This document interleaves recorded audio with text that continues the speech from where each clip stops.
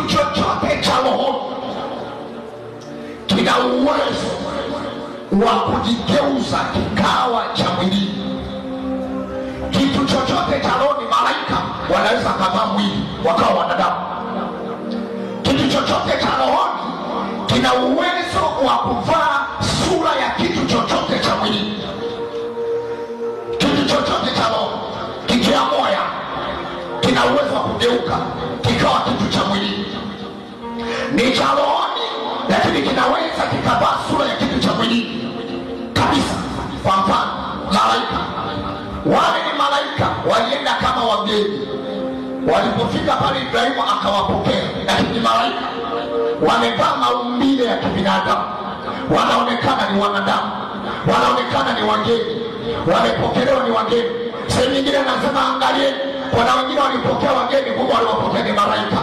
Kwa kuna malaika wanaweza wakavaa sura za kibinadamu wakaja kama wanadamu.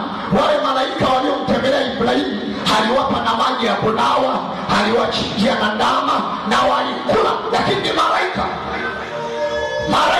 Malaika ni roho, hawaonekani kwa macho ya damu na nyama, ni roho, lakini wakavaa maumbile. Kitu chochote cha rohoni kina uwezo wa kuvaa sura ya kitu chochote cha mwilini, ila kitu cha mwilini hakina uwezo wa kuvaa sura ya kitu cha rohoni. Hakina kitu cha mwilini, lakini cha rohoni kina uwezo wa kuvaa sura ya kitu chochote cha mwilini kikao. Naona ni chura huyo, kumbe sio chura. Ni paka huyo, kumbe sio paka.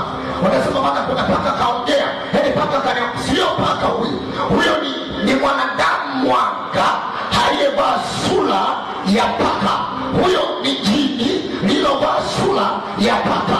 Huyo ni joka la kuzimu lilovaa sura ya kiumbe fulani. Leo tunafika mashetani wanaovaa sura za viumbe. Sema tena, na wafeka kwa jina la Yesu.